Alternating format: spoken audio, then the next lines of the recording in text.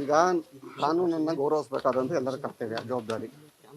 ನಾನೊಬ್ಬ ವಕೀಲರಾಗಿ ನಾನಲ್ಲಿ ನ್ಯಾಯಾಂಗದ ವ್ಯವಸ್ಥೆಗೆ ನಾನು ತಲೆಬಾಗಲೇಬೇಕಲ್ಲಿ. ನನ್ನ ಮೇಲೆ ಗುರುತರವಾದಂಥ ಆರೋಪ ನನ್ನ ಮೇಲೆ ಆಗಿತ್ತು. ಹಾಗಾಗಿ ನಾನಲ್ಲಿ ನ್ಯಾಯಾಂಗ ಬಂದಂಥದ್ದು ನನ್ನಲ್ಲಿ ತನಿಖಾಧಿಕಾರಿಗಳಿಗೆ ಎಲ್ಲ ರೀತಿಯ ತನಿಖೆಗೆ ನಾನು ಸಹಕಾರವನ್ನು ಮಾಡಿದ್ದೀನಿ. ನನ್ನಲ್ಲಿ ಎಲ್ಲ ರೀತಿಯ ಆಯಾಮಗಳು ಮುಗಿದಿದೆ ಅಲ್ಲಿ. ಹಾಗಾಗಿ ಈಗ ನ್ಯಾಯಾಲಯದಲ್ಲಿ ಇರೋದ್ರಿಂದ ಅಲ್ಲಿ ಅದ್ರ ಬಗ್ಗೆ ಹೆಚ್ಚಿಗೆ ನಾವು ಮಾತಾಡೋದು ಬೇಡ. ಅಲ್ಲಿ ಒಂದು ಸತ್ಯಕ್ಕೆ ಜಯ ಇದೆ ಅಂತ ನಮ್ಮೆಲ್ಲರೂ ಅಂದ್ಕೊಂಡಿದ್ದೀವಿ ನಾವಲ್ಲಿ.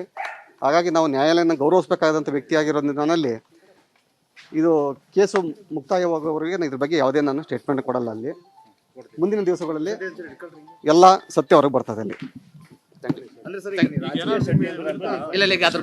ನಾನು ರಾಜಕಾರಣಿ ಆದ್ಮೇಲೆ ರಾಜಕೀಯ ಇರ್ತದಲ್ವಾ, ಅದು ಕಾಮನ್ ಪೀಪಲ್ ಅಲ್ಲ ಅಲ್ವಾ. ಹಾಗಾಗಿ ಖಂಡಿತ ಎಲ್ಲ ಬರ್ತದೆ. ಒಂದು ವಿಚಾರ ನೋಡಿ, ಯಾರಿದ್ದಾರೆ ಏನಿದ್ದಾರೆ ಅದೆಲ್ಲ ಅದು ಕೂಡ ಮುಂದಿನ ದಿವಸಗಳಲ್ಲಿ ಬರ್ತದೆ. ಅಲ್ಲಿ ಈಗ ತನಿಖೆ ಹಂತದಲ್ಲಿ ಇರೋದ್ರಿಂದ ಅಲ್ಲಿ ಯಾವುದೇ ಸ್ಟೇಟ್ಮೆಂಟ್ ಬೇಡ. ಅಲ್ಲಿ ನ್ಯಾಯಾಲಯಕ್ಕೆ ತಲೆಬಾಗ್ಲೇಬೇಕು ನಾವಲ್ಲಿ. ಈಗ ನಾವು ಯಾರನ್ನ ದೂಷಿಸೋದು ಪ್ರಯೋಜನ ಇಲ್ಲ. ಅಲ್ಲಿ ಈಗ ನಮ್ಮ ಮೇಲೆ ಆರೋಪ ಇದ್ದಾಗ ನಾವೆಲ್ಲ ಅದರಿಂದ ಮುಕ್ತ ಹೊರಗೆ ಬರಬೇಕಲ್ವ ನಾವಲ್ಲಿ. ಹಾಗಾಗಿ ಮುಂದಿನ ದಿನಗಳಲ್ಲಿ ನಾನೇ ನಿಮ್ಮ ಮುಂದೆ ಬಂದು ಎಲ್ಲ ಸ್ಟೇಟ್ಮೆಂಟ್ ಕೊಡ್ತೀನಿ ನಾನು. Thank you. ಅದೇನಿಲ್ಲ, ನಾನೊಂದು ಮಾತು ಹೇಳಿದೆ, ಸತ್ಯಕ್ಕೆ ಜಯ ಇದೆ ಅಂತ ಹೇಳಿದ್ದೀನಿ. ಅಲ್ಲಿ ಮುಂದಿನ ದಿನಗಳಲ್ಲಿ ಸತ್ಯಕ್ಕೆ ಏನಿದೆ ಅಂತೇಳಿ ಅದಕ್ಕೆ ಹೊರಗೆ ಬರ್ತದೆ. ನ್ಯೂಸ್ ಫಸ್ಟ್, ನಿರ್ಭೀತಿಯಿಂದ ನಿಮ್ಮ ಪರವಾಗಿ.